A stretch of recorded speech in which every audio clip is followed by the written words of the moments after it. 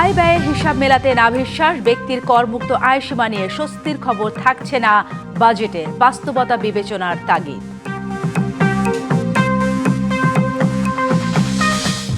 চলমান পরিস্থিতি নিয়ে মন্ত্রীদের এমপিদের প্রশ্ন, জবাবদিহির অংশ। দায়িত্ব ও ভালো কাজের বিষয়ে কাউকে ছাড় দেওয়া ঠিক হবে না বলছেন বিশ্লেষকরা।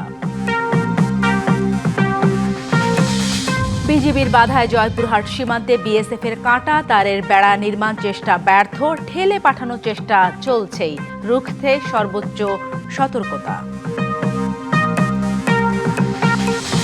সর্বোচ্চ আদালতের ডেথ রেফারেন্স মামলা 1200-রও বেশি, দ্রুত বিচার হলেও রায় কার্যকরে লাগবে দীর্ঘ সময়।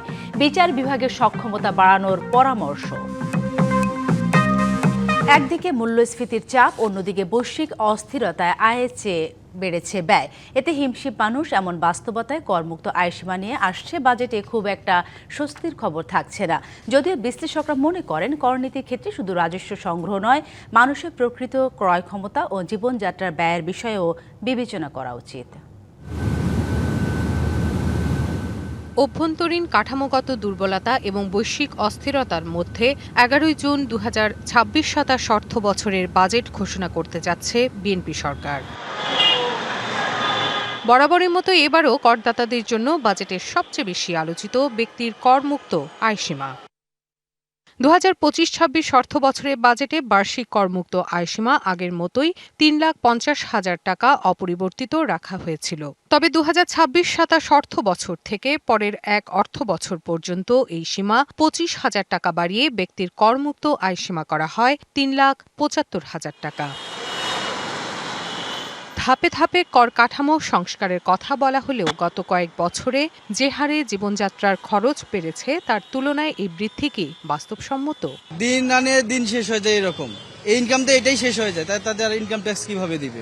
ট্যাক্স দেওয়ার ব্যাপারটা হলো আমার ইনকামের উপর। যদি আমি অতটুকুকে যেতে না পারি তাহলে তো সম্ভব না। মিনিমাম 5-এর উপর গেলে তাহলে মানুষের জন্য সুবিধা। এমন বাস্তবতায় ব্যক্তির করমুক্ত আয়সীমা বাড়ানোর পরামর্শ অর্থনীতিবিদের। মধ্যবিত্তদের ক্ষেত্রে মধ্যবিত্তকে কিছুটা স্বস্তি দেওয়ার চেষ্টা করা, সেটা কিন্তু বিশেষ করে মূল্যস্ফীতির যে চাপ, সেই চাপটার থেকে তারা যেন একটু স্বস্তি পেতে পারেন, সেই কারণে করমুক্ত আয়সীমাটা কিছুটা বাড়ানোর একটা আমরা আলোচনা শুনছি। প্রগতিশীল যে কর, যেটা আসলে আয় বৈষম্য কমাতে সাহায্য করে, সেই জায়গায় কিন্তু একটা গুরুত্বপূর্ণ ভূমিকা পালন করতে পারে। অর্থাৎ অতি ধনী যারা আছে তাদেরকে আলাদাভাবে চিহ্নিত করা দরকার। তবে করমুক্ত আয়সীমা সব করদাতার জন্য এক নয়। নারী ও 65 বছরের বেশি বয়সীদের জন্য সীমা 4,25,000 টাকা, আর প্রতিবন্ধীদের জন্য 5,000, যুদ্ধাহত এবং জুলাই আহত যোদ্ধাদের জন্য 5,25,000 টাকা করা হয়। তবে বাংলাদেশের মূল সমস্যা শুধু করমুক্ত সীমা নয়, করজালের সীমাবদ্ধতাও, এমনটাই মনে করেন এই অর্থনীতিবিদ। আমাদের তো উচ্চ মূল্যস্ফীতির একটা চাপ আছে এবং অনেক নিম্ন মধ্যবিত্তে তারা দারিদ্র্য সীমারও নিচে চলে গেছেন।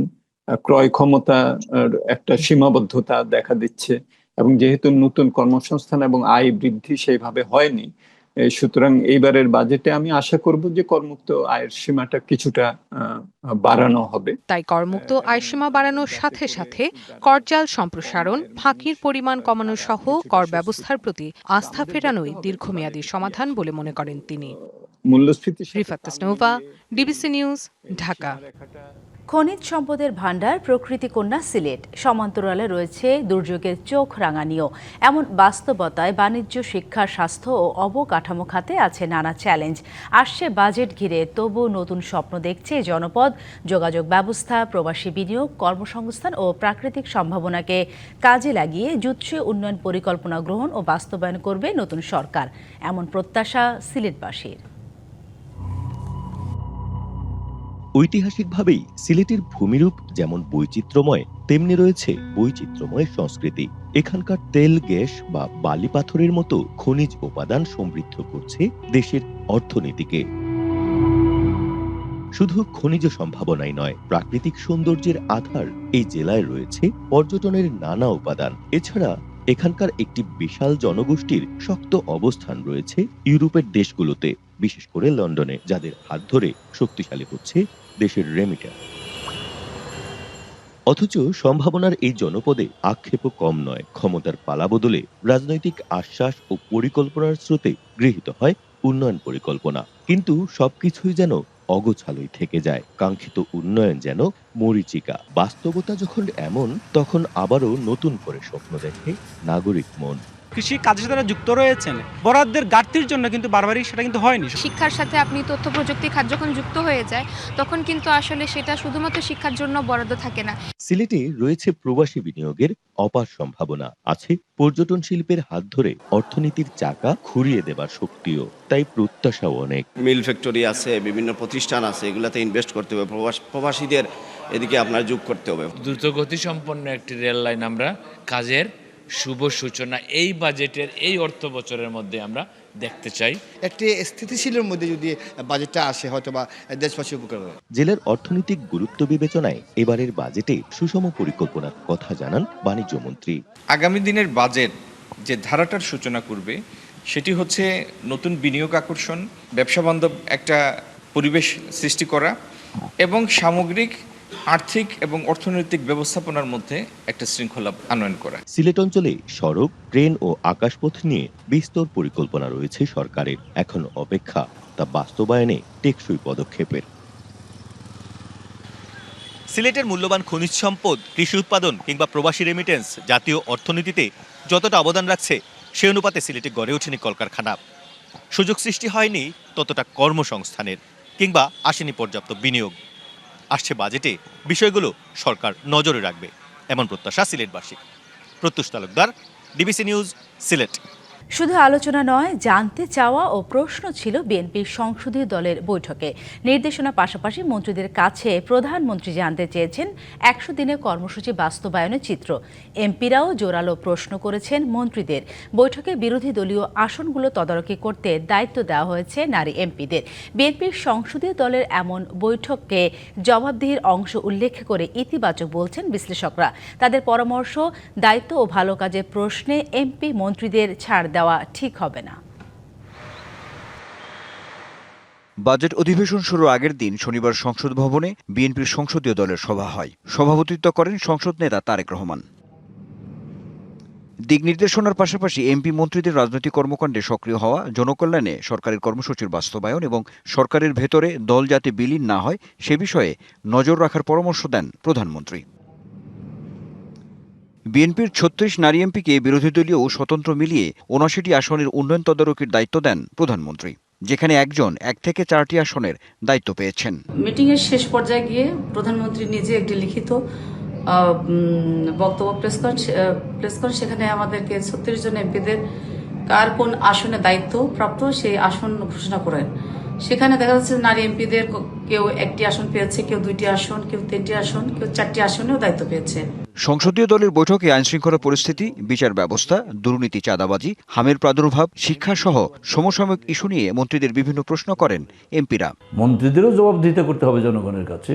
আমরা যেগুলো কাজটা চাই, কোনো কারণে এই কাজটা যদি না হয়, সেটা আমরা এলাকার জনগণের কাছে প্রশ্নের মুখোমুখি হয়ে পড়ি, সেইটা যাতে না পড়ি, সেই কাজটা যাতে হয়, এই বিষয়গুলো আমরা মন্ত্রীদের কাছে এই মিটিংয়ে তুলে ধরেছি। দলের নেতা কর্মীদের খোঁজখবর নেবেন, তাদের সঙ্গে সাংগঠনিক কার্যক্রম জোরদার করবেন। এটা ছিল মাননীয় প্রধানমন্ত্রীর এই ধরনের একটি নির্দেশনা। মন্ত্রীরা কি করছে এই জবাবদিহিতা প্রত্যেকটি সংসদ সদস্যের কাছে দেওয়া আমার মনে হয় যে এর আগে কখনোই ঘটেনি কোনো সংসদীয় মিটিংয়ে।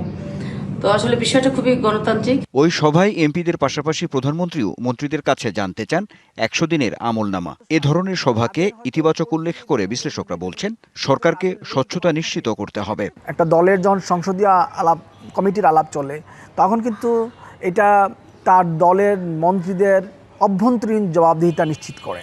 বিএনপিকে মাথায় রাখতে হবে যে এই সংসদীয় আলোচনাটাকে ইউজফুল করা এবং এটাকে কার্যকর করা, এবং এর মধ্যে যে সকল সমস্যা উঠে এসেছে সেগুলো যাদের বিরুদ্ধে অভিযোগ আসছে সেই অভিযোগগুলো যদি প্রমাণিত হয় তাদেরকে মন্ত্রিসভা থেকে রিমুভ করে দেওয়া। তাহলেই এই আলোচনাটা, সরকারি দলের সংসদীয় আলোচনাটা ইউজফুল হয়, ইফিশিয়েন্ট হয়। বিরোধী দলের আসনে সংরক্ষিত নারী এমপিদের উন্নয়ন তদারকির দায়িত্বকেও ইতিবাচক দৃষ্টিতে দেখছেন এই বিশ্লেষক। বিএনপি তার সংরক্ষিত নারী আসনের মাধ্যমে যাচ্ছে, এতে অসুবিধা কিছু নাই, কিন্তু তারা যেন একে অপরকে কোনোভাবে ইন্টারভেনশন না করে। Anwar Hossain, DBC news, Dhaka. জয়পুরহাটের পাঁচবিবি উপজেলা পূর্বা উচনা ঘোনাপাড়া সীমান্তে বিএসএফ এর কাঁটা তারের বেড়া নির্মাণের চেষ্টা ব্যর্থ করে দিয়েছে বিজিবি। সীমান্তটি দিয়ে কয়েকবার পুশিনের চেষ্টা করে প্রতিরোধের মুখে পিছু হটে ভারতীয় বাহিনী। বিএসএফ এর এমন অপচেষ্টার পর সীমান্তে সর্বোচ্চ সতর্ক অবস্থা জারি করেছে বিজিবি। পরপর এমন ঘটনায় স্থানীয়দের মাঝে ছড়িয়েছে আতঙ্ক। জয়পুরহাটের পাঁচবিবি উপজেলার পূর্ব উচনা ঘুনারপাড়া সীমান্ত। রবিবার রাতের আধারে এখানে কাঁটাতারের বেড়া নির্মাণ শুরু করে ভারতীয় সীমান্তরক্ষী বাহিনী বিএসএফ। টের পেয়ে দ্রুত বাসিন্দারা খবর দেন বিজিবিকে। বাধার মুখে কাজ বন্ধ করে পিছু হটে বিএসএফ। গত কয়েকদিনে বেশ কয়েকবার এই সীমান্ত দিয়ে পুশিনের চেষ্টা করে তারা। এই অবস্থায় সীমান্তে সর্বোচ্চ সতর্ক অবস্থা জারি করেছে ২০ বিজিবি। স্পর্শকাতর এলাকায় মোতায়েন করা হয়েছে অতিরিক্ত জনবল। বিজিবির সাথে সীমান্ত পাহারা দিচ্ছেন স্থানীয়রাও। বাংলাদেশের ধার দিয়ে বেড়া দিচ্ছে, তাতে সীমান্তে আমাদের চলাফেরা খুব সমস্যা। আমরা যদি জমিতে যাই তো আমাদের ওরা গুলিও করতে পারে। ভারতের বিএসএফ আমাদেরকে সমস্যা করতেছে, আমরা অনেক আতঙ্কে ভয়ে থাকি। আমরা জনগণ এবং বিজিবিদেরকে নিয়ে আমরা একতাবদ্ধ হয়ে তাদেরকে প্রতিরোধ করতেছি। ভারতীয় বাহিনীর এমন অপচেষ্টায় সীমান্ত জুড়ে উদ্বেগ। আন্তর্জাতিক আইনের পরিপন্থী যে কোনো অপতৎপরতা রুখতে সীমান্তে প্রস্তুত বিজিবি। তারা যদি তাদের দেশের কোনো অধিবাসীকে আমাদের নিকট হস্তান্তর করতে চায়, তারা রাষ্ট্রীয়ভাবে দুই দেশের সমঝোতায় সবসময় আইসিপি দ্বারা যেভাবে হয়ে আসে সেভাবেই হবে। সেক্ষেত্রে আমাদের কোনো জটিলতা নেই। সার্বভৌমত্ব ও সীমান্ত সুরক্ষায় সবার সহযোগিতা চেয়েছে বিজিবি। সকলের অবগতির জন্য জানানো ডিবিসি নিউজ ডেস্ক। লালমনিরহাট থেকে সীমান্ত পরিস্থিতি নিয়ে আরো জানাতে সরাসরি যুক্ত হচ্ছেন সহকর্মী মাজেদ মাসুদ। চলে যাচ্ছি তার কাছে। মাসুদ, খবরে আমরা যেমনটা বলছিলাম, বিএসএফ এর সীমান্তে কাঁটাতারের বেড়া নির্মাণের চেষ্টা ব্যর্থ করে দিয়েছে বিজিবি, এবং সেই সাথে কিন্তু আমরা দেখতে পাচ্ছি বারবার বিএসএফ পুশিনের চেষ্টা করে যাচ্ছে এবং সেটাও ব্যর্থ করছে বিজিবি, এবং সেই সাথে স্থানীয়রা কাঁধে কাঁধ মিলিয়ে কাজ করছে এবং এই জন্য সর্বোচ্চ সতর্ক অবস্থা জারি করা হয়েছে সীমান্ত ঘিরে। বর্তমানে পরিস্থিতি কেমন দেখতে পাচ্ছে? বারবার কেন বিএসএফ এমন করছে? সাথে আসলে আজকে এই মুহূর্তের পরিস্থিতি যদি বলি, বৈরী আবহাওয়া এবং বৃষ্টির কারণে আমরা দেখছি সীমান্ত এলাকা বেশ শান্ত রয়েছে। তবে বাংলাদেশের পক্ষ থেকে বিজিবি এবং স্থানীয় জনসাধারণ যারা, তাদের মধ্যে যে জনসতর্কতা সেটি কিন্তু রয়েছে। এবং আমরা দেখছি যে সাধারণ মানুষ যারা সীমান্ত এলাকা, তারা কিন্তু কঠোর প্রহরার মধ্যে রয়েছেন যে ভারতীয় সীমান্তরক্ষী বাহিনী যেন কোনোভাবেই অবৈধভাবে যেন পুশিনের চেষ্টা না করে। এই মুহূর্তে লালমনিরহাটের কোনো এলাকায় কিন্তু আমরা দেখছি না অবৈধভাবে বিএসএফ কাঁটাতারের বেড়া নির্মাণের চেষ্টা করছে। তবে এই লালমনিরহাট জেলার আমরা দেখেছি পাটগ্রাম, হাতিবান্ধা এবং আদিতমারির বেশ কয়েকটি সীমান্ত এলাকা, যে এলাকাগুলোতে কাঁটাতারের বেড়াবিহীন, সেই এলাকাগুলোতে বিএসএফ এর পক্ষ থেকে প্রায় শতাধিক মানুষকে পুশিনের চেষ্টা করা হয়েছে। আপনি নিশ্চয়ই জানেন যে রংপুর বিভাগে 8টি জেলার মধ্যে 6টি জেলাই সীমান্তবর্তী। আমরা দেখেছি গেল জুনের 1 তারিখ থেকেই কিন্তু প্রায় 7-8 দিন ধরে এখানে 21টি পয়েন্ট দিয়ে প্রায় 1.5 শতাধিক ব্যক্তিকে অবৈধভাবে পুশিন করবার চেষ্টা করা হয়েছে। এবং বিএসএফ এর পক্ষ থেকে যে কারণে এই পুশিনের চেষ্টা করা হচ্ছে সেটি নিয়ে আন্তর্জাতিক যারা নিরাপত্তা বিশ্লেষক রয়েছেন এবং আন্তর্জাতিক সম্পর্ক বিশ্লেষক যারা রয়েছেন, তারা যে বিষয়টি বলছেন যে 2024-এর পট পরিবর্তনের পর রাজনৈতিকভাবে ভারতের সাথে বাংলাদেশের একটি বৈরিতা আচরণ লক্ষ্য করা গেছে। এরপরে পশ্চিমবঙ্গ সরকারের যে রাজনৈতিক পট পরিবর্তন এবং পালাবদল হয়েছে, সেখানে বিজিবি জয়লাভ করার পর তাদের যে বাংলাদেশ কেন্দ্রিক যে বিরোধিতার মনোভাব, সেটি আসলে স্পষ্ট হওয়ার কারণেই এই অবৈধ পুশিনের চেষ্টা করা হচ্ছে। যেটি আসলে দ্বিপাক্ষিক চুক্তি বলি, দা ফরেনচার অ্যাক্ট কিংবা পাসপোর্ট অ্যাক্ট, সেটি আসলে বহির্ভূত হয়ে যাচ্ছে। এই অবস্থায় সীমান্ত পারের মানুষের দেশের প্রতি যে অকুণ্ঠ ভালোবাসা সেটি এবং বিজিবির যে দায়িত্বশীল অবস্থা, সেই দুই কারণেই কিন্তু এই অবৈধ পুশিন চেষ্টা করে তারা বারবার ব্যর্থ হচ্ছে। তবে এই চেষ্টা কতক্ষণ নাগাদ চলবে সেটি আসলে নির্দিষ্ট করে বলা যাচ্ছে না। তো আমরা আসলে সীমান্ত পাড়ে আছি, দেখছি যে আসলে আকাশ ভালো হওয়ার পর আরও কোনোভাবে চেষ্টা করা হয় কিনা। সাথী, ধন্যবাদ মাসুদ আপনাকে। রাজধানী পল্লবীতে শিশু রামিসা ধর্ষণ ও হত্যাকাণ্ডে দ্রুত রায় হয়েছে। এ নিয়ে আপাতত স্বস্তি থাকলেও চূড়ান্ত রায়ের জন্য অপেক্ষা করতে হবে। দেশের সর্বোচ্চ আদালতে ডেথ রেফারেন্স মামলা রয়েছে 1200-রও বেশি। মৃত্যুদণ্ড দেওয়া এসব রায়ের জট পেরিয়ে কত বছরে আসবে চূড়ান্ত রায়, তা এখন দেখার অপেক্ষায়। সংশ্লিষ্টরা বলছেন, শুধু আলোচিত মামলা নয়, সব ধরনের মামলার রায় দ্রুত নিষ্পত্তি করতে পারলে বিচার বিভাগের প্রতি আস্থা বাড়বে। পল্লবীর শিশু রামিসা ধর্ষণ ও হত্যার ১৯ দিনে হয়েছে মামলার রায়। বিচারিক আদালতের এই দ্রুততাকে স্বাগত জানিয়েছেন অনেকেই। তবে প্রশ্ন উঠেছে, চূড়ান্ত বিচার পেতে কত সময় অপেক্ষা করতে হবে রামিসার পরিবারকে? তথ্য বলছে, দেশের সর্বোচ্চ আদালতে বিচারাধীন অন্তত ১২০০ ডেথ রেফারেন্স মামলা। এর মধ্যে বর্তমানে প্রায় ৮ বছর আগের রায়ের ডেথ রেফারেন্সের শুনানি চলছে। আইনজীবীরা বলছেন, এই ধারাবাহিকতায় বিচার চললে রামিসা হত্যা মামলার ডেথ রেফারেন্সের শুনানি হতে লাগতে পারে বেশ কয়েক বছর। এটা শুধু তো হাইকোর্টের নিষ্পত্তি নেই, এরপর আপিল বিভাগ যাবে, তারপর যদি ওরা মার্কশিট আর প্রেসিডেন্ট পর্যন্ত ৩টা স্তর আছে। মামলা কিন্তু ইচ্ছা করলে 2 থেকে 3 মাসের মধ্যে একটা মামলা শেষ করা যায়।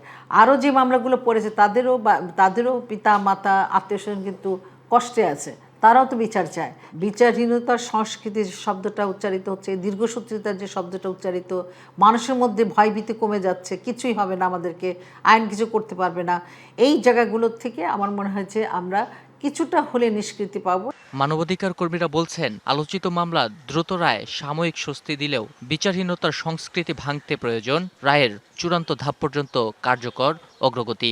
আমাদের প্রত্যাশা অনুযায়ী একটা বিচার পেলাম, সেই জন্য মানুষের ভিতরে একটু হলেও স্বস্তি ফিরে আসছে, কিন্তু এই স্বস্তি কিন্তু স্থায়ী না। কারণ এরপরের যে ধাপগুলো রয়েছে সেগুলোতে যদি আমরা দেখেছি বিগত দিনে অনেক মামলার রায় হয়েছে, কিন্তু পরবর্তীতে কিন্তু এই মামলাগুলির সমাপ্তি ভালোভাবে হয়নি। এরকম যদি খুব দ্রুততম সময়ের মধ্যে রায়গুলি আসে, বিচারগুলি হয়, তাহলে বিচারহীনতার যে সংস্কৃতি দীর্ঘদিন বহমান সমাজে, সেই জায়গার থেকে আমরা বেরিয়ে যেতে পারবো এবং একটা শক্ত বার্তা সমাজে যাবে। রাষ্ট্র চাইলে দ্রুত বিচার সম্ভব, এজন্য পুরো বিচার বিভাগের সক্ষমতা বাড়ানোর তাগিদ সাবেক বিচারকদের। রাষ্ট্র চেয়েছে, সেজন্য হয়তো দ্রুত বিচার সম্পন্ন হয়েছে, আর এটা হচ্ছিল পাবলিক সেন্টিমেন্টও ছিল দ্রুত বিচারের পক্ষে। একটি মামলায় দ্রুত বিচার সম্পন্ন হয়েছে তা দিয়ে তো বলা যাবে না যে আইনি শাসন প্রতিষ্ঠিত হয়েছে।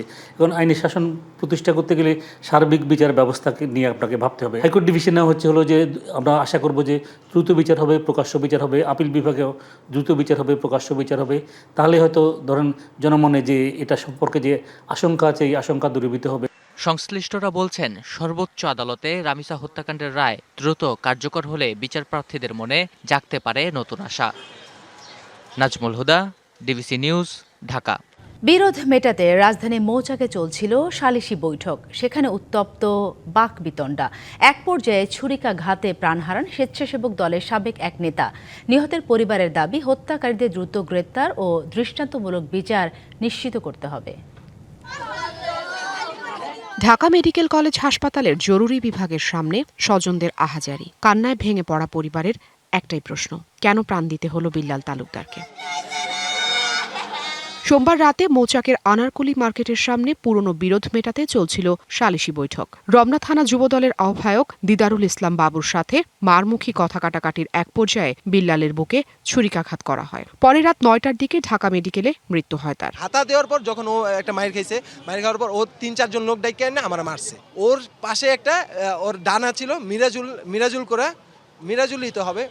করা ওর হাতে ছুরি গেছে গা। ও আবার কি হচ্ছে, আইসা কোনো কিছু না, মামার ডান পাশে বুক পাশে একটা ছুরি পার মারছে। এই ঘটনায় তাৎক্ষণিক রমনা থানা যুবদলের কমিটি বিলুপ্ত করেছে কেন্দ্রীয় যুবদল। দৃষ্টান্তমূলক বিচার চাওয়া হয়। উনি ফার্স্টে ছুরিটা বাই করছে মারার লিগা, আমার ফুয়াতো আকাশ বাইরে মারতে নিছে, কিন্তু আকাশ বাইরে সরে গেছে, পারে নাই।